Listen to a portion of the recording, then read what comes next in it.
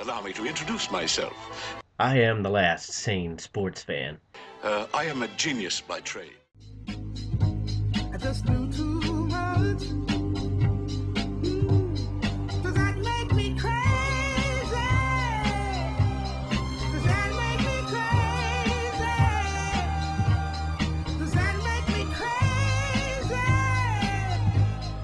Possibly. Hello everyone and welcome once again to The View from the Midwest. Well, I had a little bit of a plan going into today about what I was going to talk about in today's show. Try to get to that towards the end, but the big news just came down the pike a little over an hour ago right now. The president of FIFA, Sepp Blatter, has resigned. And don't often get to break news to people on an internet show like this, but figured might as well go ahead and discuss this, even though it's not necessarily big news for everybody. It is big news around the world, and going to try to keep it short just because there's still so much to come out about this story. But basically, here are the main plot points. I believe it was 6 days ago that indictments came out against some fairly large FIFA officials. The Department of Justice for the United States basically went into Switzerland, extradited some of these people, and indicted them on federal bribery and corruption charges. And when you start getting those kind of accusations labeled at high officials in the world of sport, you know that it's probably not going to just stop with them. But only 2 days after that, the president of FIFA, Sepp Blatter, refused to have any kind of delay in the election, went ahead with everything. He did end up having to go to a second ballot because the way that everything works within the FIFA Congress, I believe you have to get up to 200 votes, somewhere near around there. And anyway, it ended up 133 to 73, somewhere around there on the first ballot. So maybe it was 160 because I believe he needed like 30 more votes, something like that. So it went to a second ballot. Prince Ali did not choose to go to the second ballot. He bowed out magnanimously, and Sepp Blatter was reelected the president of FIFA. The day after that, he basically came out and started quoting Michael Corleone, saying that he forgives but he never forgets. And then in the Swiss newspapers, he was basically saying that this was all the fault of the United States and England, because England lost out on the 2018 World Cup and the United States lost out on the 2022 World Cup, and that we were basically butthurt, and that it was kind of fishy that all of a sudden they lose those elections and then they start coming after FIFA officials. But then there's a bit of a gray period between Friday and now today, Tuesday. Nothing really kind of came out, except there was a name that Jacques Vollmer, or Valka, excuse me, is one of the head officials at FIFA, pretty much one of Sepp Blatter's right-hand men, was accused of being involved in a $10 million bribe that essentially helped get the 2010 World Cup to South Africa. So basically, there are two reasons why Sepp Blatter resigned. I mean, there's probably many out there, but there are two main reasons, in my opinion, why he is no longer the president of FIFA. One, this Valka bribery charge that has now been labeled is getting really, really close to the doorstep of Sepp Blatter, and he's basically like, okay, well, I thought that I could kind of stave it off, keep it on the fringes, and instead now it's right at his doorstep, and he's figuring, well, they're going to be knocking on the door here soon, and I'm not about to go to a United States prison, so he's going to step aside and let everybody else fall on the sword.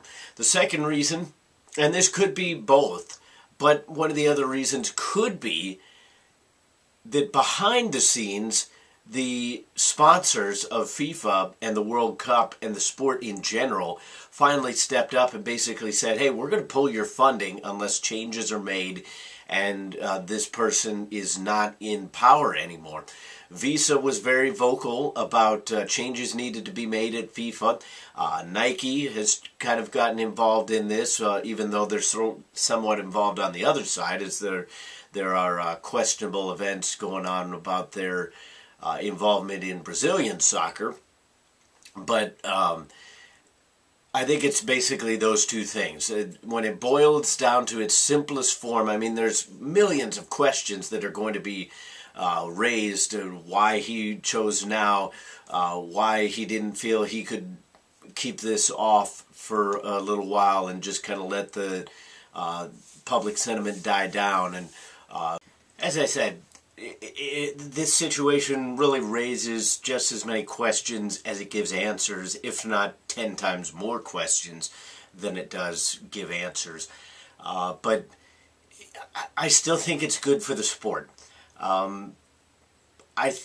For some reason, and call me an optimist, I think at his core, Sepp Blatter wanted to do the right things. But I think he was one of those people where the old axiom proved immensely true, that power corrupts and absolute power corrupts absolutely.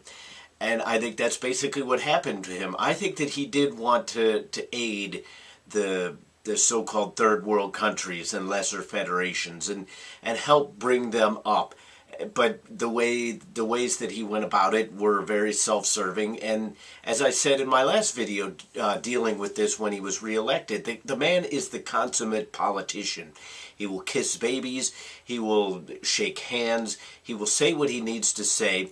But ultimately he feels, and this was done in an excellent piece on E60 by Jeremy Schaap, and I do encourage any of you who are interested in it to go and watch it, because it really gives a lot of detail into how things transpired and why things are such a big deal right now.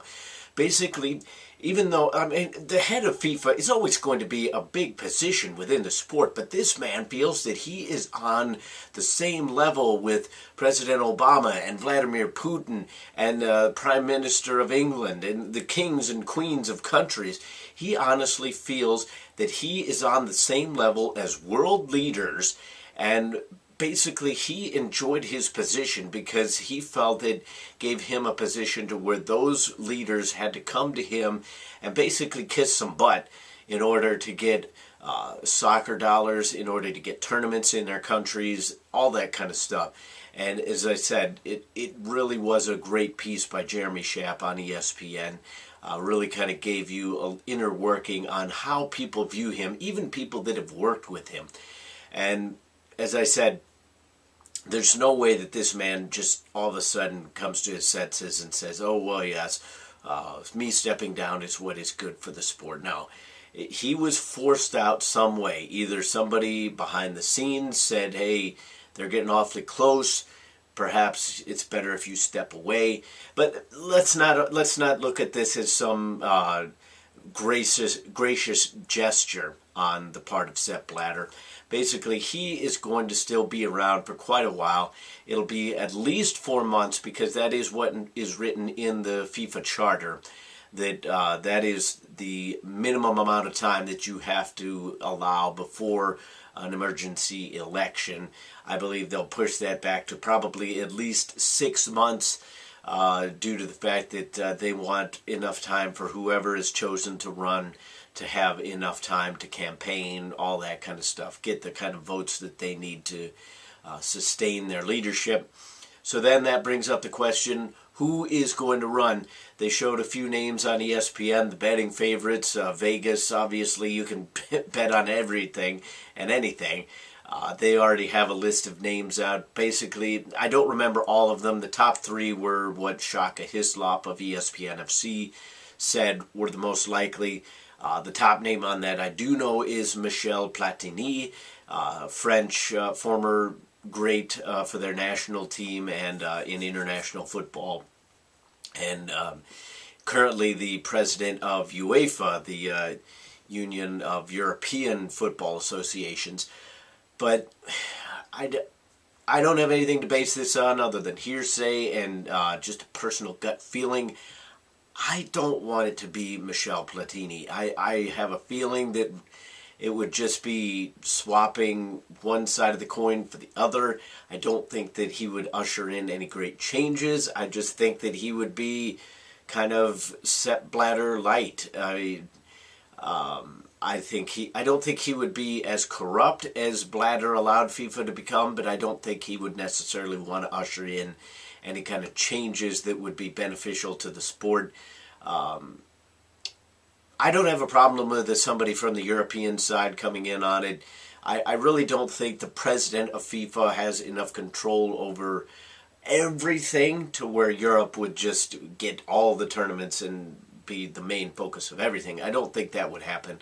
But there's just something inside that really tells me that I don't want it to be Platini. But again, we'll have to see. It's a really intriguing story. I mean, I rolled out of bed.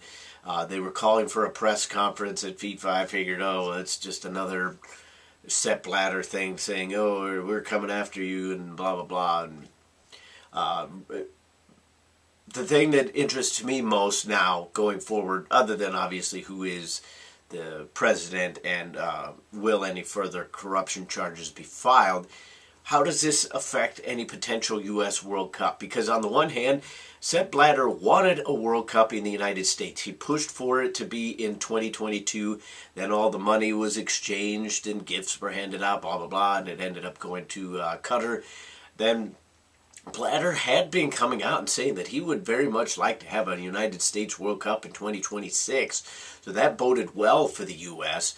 Then all of a sudden the U.S. votes against him and he does his whole, oh, I forgive but I never forget. So is that going against the U.S.? But then a lot of people say, well, Sepp Blatter doesn't hold grudges when it comes to making money, and United States World Cup would make money. It's still, the one in '94 is still one of the most profitable World Cups of all time, one of the most well-attended World Cups of all time.